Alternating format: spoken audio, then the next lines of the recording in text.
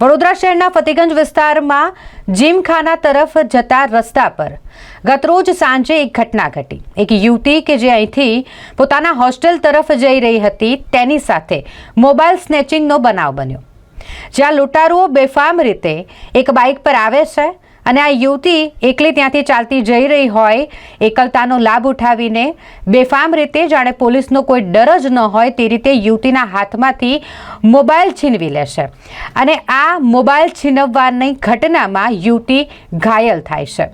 આ યુવતીને ઈજા પહોંચી છે।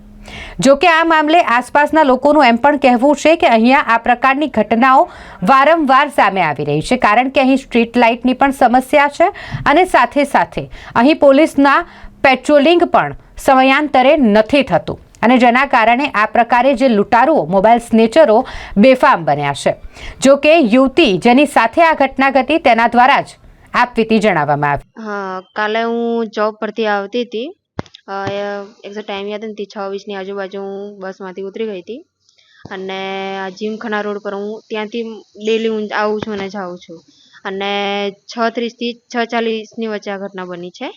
મારા હાથમાં જમણા હાથમાં મારો ફોન હતો, બે બાઇકવાળા જતા હતા, મારી સામેથી જતા હતા અને એક પાછળવાળાએ ડાયરેક્ટ આવીને ડાયરેક્ટ મારું મોં દબાવ્યું, પછી મારા હાથમાંથી ફોન ખેંચવાનો ટ્રાય કર્યો। મેં ફોન છોડ્યો નહીં, મેં ફોન છોડ્યો ને એટલે એને મારું મોં દબાવ્યું એટલે મારા એકદમ હોઠ ફસાઈ ગયા અને મેં ફોન છોડ્યો ને એટલે હું રોડ પર ઘસેડાઈ એટલે મને થોડું પગમાં વાગ્યું છે અને એ બી પડી ગયું, હું બી પડી ગઈ। તો પછી એને થોડી મને લાત મારી તો મેં એની પાછળ મેં ભાગી અને પકડવાનો ટ્રાય કર્યો, એની બાઇકને પકડવાનો ટ્રાય કર્યો।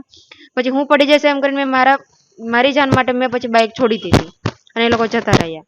એટલે આ જીમખાના રોડ છે, હું એ ટાઈમે હું ઘરે જ આવતી હતી જોબ પરથી અને આ જીમખાના રોડ છે કે હું રોજે ડેલી ચાલતા જાઉં છું, તો હું જ્યારે બી જાઉં છું તો કોઈ દિવસ સ્ટ્રીટ લાઇટ છે બંધ હોય છે સવારે અને સાંજે। તો આ વસ્તુ કાલે તો ચાલુ જ હતી, આ વસ્તુ ચાલુ લાઇટમાં આ ઘટના બની છે, તો બંધ લાઇટમાં બી થઈ શકે છે કોઈ વાર।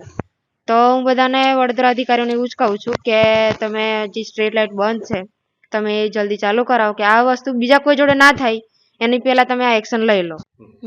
ફતેગંજ પેટ્રોલ પંપની પાછળ જીમખાના રોડ સામે આ વસ્તુ થઈ છે અને સવાર અને સાંજે જે પેટ્રોલિયમ ઓછું હોય છે તો આ વસ્તુ ચાલુ લાઇટમાં થઈ છે।